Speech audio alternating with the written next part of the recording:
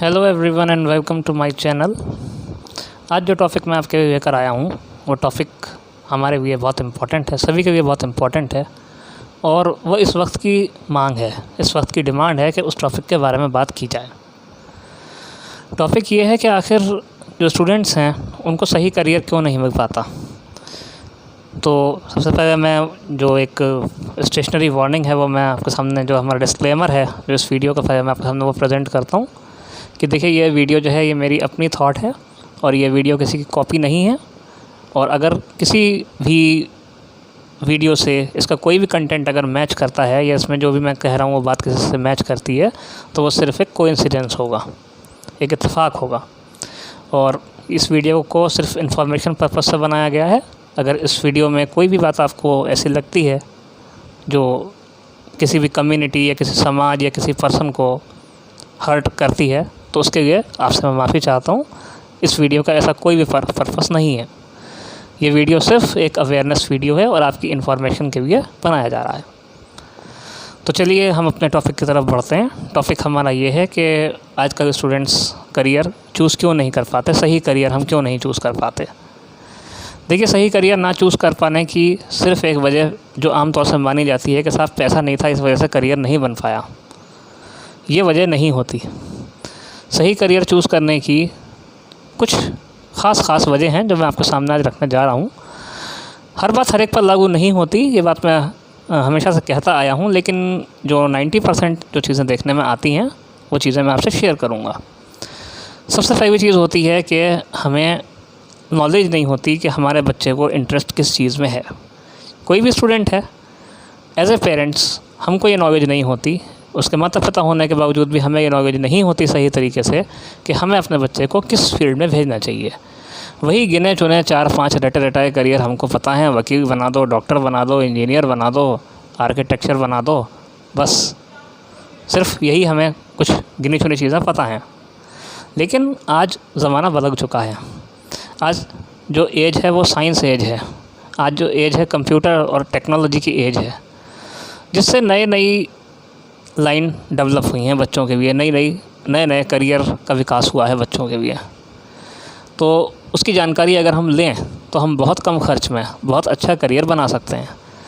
जैसे कि मैं एक एग्ज़ाम्पल देता हूँ उस चीज़ का कि एक ब्रांच आई है साइंस की, माइक्रोबायोलॉजी, जिसके बारे में बहुत कम लोग जानते हैं अभी और ज़्यादा इसका अभी स्कोप नहीं सामने आया है।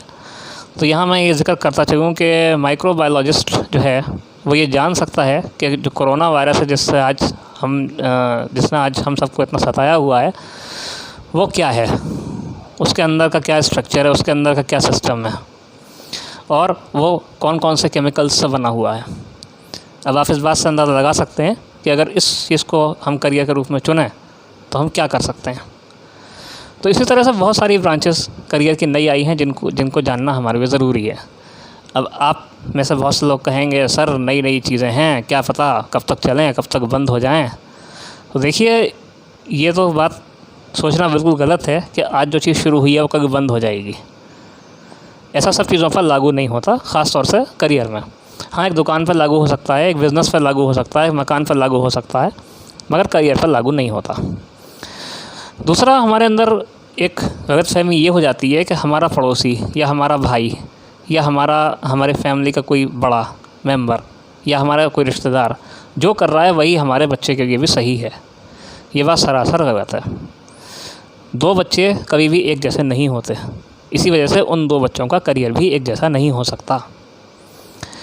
करियर को चुनते समय हमेशा बच्चे का रुझान देखना चाहिए कि बच्चे का रुझान किस तरफ है। जिस तरफ बच्चे का रुझान होगा, अगर आप उसको उस क्षेत्र में भेजेंगे तभी उसका विकास होगा। अगर आप उस पर अपनी मर्ज़ी थोपेंगे कि भाई तुम्हें मेरे परिवार में जो बड़े थे या मेरे परिवार के जो लोग थे वो आईएएस ही बनने हैं जी, तो तुम भी आईएएस ही बनोगे, तो ये सरासर गलत होगा। क्योंकि आईएएस में जो क्वालिटी हैं होती हैं ज़रूरी नहीं है वो हर इंसान में हो या हर बच्चे में हो। ठीक है, जिनमें आईएएस वाली क्वालिटी थी वो बन गए आईएएस, लेकिन ज़रूरी नहीं है कि अब जो इंसान आईएएस बनने को जिसको आप कह रहे हो उसमें आईएएस वाली क्वालिटी हो सकता है आईएएस से अच्छा वो एक डॉक्टर साबित हो सकता हो या आईएएस से अच्छा वो एक आर्किटेक्ट साबित हो सकता हो। तो दूसरी चीज़ हमें ये देखनी है कि हमें बच्चे को जो करियर देना है वो उसके इच्छा से देना है, उसके रुझान को देखते हुए देना है।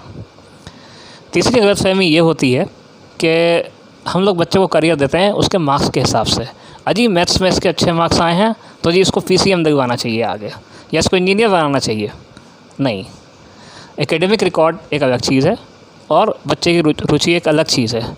मान लीजिए बच्चे ने 10th पास करी, आपने उसको PCM दिलवा दिया और बच्चे का PCM में इंटरेस्ट नहीं था, आपके कहने से उसने PCM ले लिया, आपने उससे मेहनत करवाई, आपने उसको ट्यूशन्स दिलवाई, बच्चा पढ़ने में अच्छा था तो उसके मार्क्स अच्छे आ गए।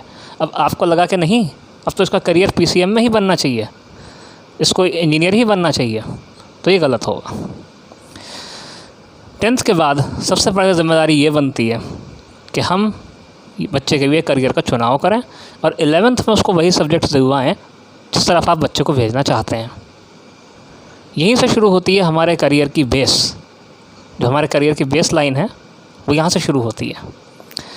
अगर जिस सब्जेक्ट में बच्चे को रुचि होगी उसमें उसके हिसाब से आप उसको सब्जेक्ट्स दिलवाएंगे तभी बच्चा आगे अच्छी ग्रोथ करेगा। किसी की नकल करने से कभी करियर अच्छा नहीं बन सकता, ये बात आप बिल्कुल ध्यान देकर नोट करके माने। किसी की नकल करके कोई अच्छा, इसके अलावा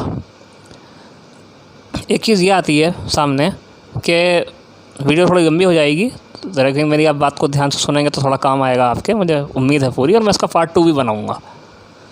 तो दूसरी चीज़ ये आती है सामने कि कई बार हम अपने बच्चों से ना ओवर एक्सपेक्टेशन करते हैं। ओवर एक्सपेक्टेशन मतलब जब पप्पू इंजीनियर बन सकता है तो तुम क्यों नहीं बन सकते, जब पप्पू डॉक्टर बन सकता है तो तुम क्यों नहीं बन सकती, या फिर लड़कियों के लिए मेडिकल प्रोफेशन ही बेस्ट है, लड़कियों के लिए टीचिंग प्रोफेशन ही बेस्ट है, लड़कों के लिए इंजीनियरिंग बेस्ट है, लड़की इंजीनियर नहीं बन सकती, लड़की पायलट नहीं बन सकती। ये सरासर गलत फीलिंग है। कोई करियर किसी के लिए बटा हुआ नहीं है। आज हर क्षेत्र में लड़के लड़कियां अलग अलग अपने अपने तरीके से अच्छा कर रहे हैं। तो करियर को जेंडर से मत जोड़िए, करियर जेंडर पर डिपेंड नहीं है। इसके बाद आती है बात के सही करियर का चुनाव हम किस तरह से डिसाइड करें, क्योंकि बहुत सारी लाइनें ऐसी होती हैं जो बच्चे से मैच करती हुई होती हैं उस टाइम पर। इसके लिए सबसे पहले काउंसलर के पास भी जाने से पहले सबसे पहले आप किससे पूछिए, बच्चे से पूछिए कि तुम क्या बनना चाहते हो या तुम क्या बनना चाहती हो। किसी अपने रिश्तेदार से मत पूछिए, रिश्तेदार को नहीं बनना है। अगर आपको नॉलेज नहीं है, आप नहीं जानते कि आपको बच्चे को क्या करवाना चाहिए, तो ऐसा नहीं है कि आप रिश्तेदार से जाकर पूछेंगे भाई मेरे बच्चे को क्या करना है आप बताओ। भाई आपके बच्चा आपका है, वो कैसे बता सकता है कि वो क्या बनेगा, ये तो आप सोचोगे ना क्या बनोगे। और फिर जिसको बनना है वो सोचेगा कि मुझे क्या बनना है, आप नहीं सोचोगे। बनना आपने नहीं है, बनना उसको है, बच्चे को है। तो आप उससे पूछिए कि तुम्हें क्या बनना है, जो वो कहे उसके बारे में फिर आप जानकारी लीजिए कि हाँ जो ये चीज़ें चुन रहा है ये सही हैं या नहीं है। अगर नहीं लगता है आपको कि हाँ भाई ऐसा जो ये कह रहा है वो सही नहीं है, तो उसी से मिली जुली और भी ब्रांचेज हैं, आप उनमें उन पर आप गौर कर सकते हैं। जैसे कि मान लो बच्चा कहता है कि मैं MBBS करना चाहता हूँ, लेकिन किसी वजह से उसका सिलेक्शन नहीं हो पाता है MBBS में, तो क्या होता है, बच्चे भी डिप्रेशन में आ जाते हैं, माँ बाप भी डिप्रेशन में आ जाते हैं, और होता क्या है कि बच्चे का करियर ख़त्म हो जाता है। और मैंने तो यहाँ तक देखा है कि उसको आर्ट साइड दिलवा दी जाती है, ये कहा जाता है कि तुम साइंस पढ़ने लायक ही नहीं हो, अब तुम आर्ट्स से पढ़ो दोबारा से।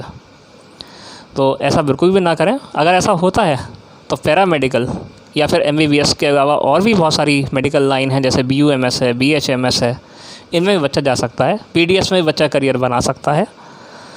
मतलब अगर डॉक्टर ही बनना है तो डॉक्टर बनने के और भी तरीके हैं, सिर्फ MBBS के पीछे भागकर अपना साल वेस्ट ना करें। और इसके साथ साथ ये भी ज़रूरी है कि हम जो करियर काउंसलर्स होते हैं, जो प्रोफेशनल काउंसलर्स होते हैं, ऐसा नहीं है कि बड़े भाई से पूछ लिया, चाचा ताऊ से पूछ लिया, मामा भांजे से पूछ लिया, ऐसा नहीं है। जो प्रोफेशनल काउंसलर्स स्कूल्स में, कॉलेजेस में होते हैं, उनको पता होता है कि कहाँ क्या हो रहा है, वो टच में होते हैं। आप उनसे जाकर सलाह कर सकते हैं। और मैं ये भी नहीं कह रहा कि आप उनकी सलाह आँख बंद करके मानिए, क्योंकि सब जगह सिचुएशन एक जैसे नहीं होती। बहुत सारी बातें हैं जो मैं यहाँ नहीं कहना चाहूँगा वीडियो में, काउंसलिंग के बारे में भी, लेकिन उनसे आप सलाह लेने से आपको ये मालूम पड़ जाएगा कि सीन है क्या, यानी कौन कौन से करियर ऑप्शन आपके बच्चे के लिए अवेलेबल हैं। तो मैं उम्मीद करता हूँ इस वीडियो से आपको बच्चे का करियर डिसाइड करने में ज़रूर मदद मिलेगी और मेरी वीडियो को आपको ज़रूर पसंद आएगी। अगर ऐसा है तो आप मेरे चैनल को लाइक कीजिए, सब्सक्राइब कीजिए, बिल्कुल फ्री सब्सक्रिप्शन है। और आपका कोई भी सवाल हो आप कमेंट में कीजिए, मैं कोशिश करूँगा उसका आंसर देने की। Thank you very much and have a great time.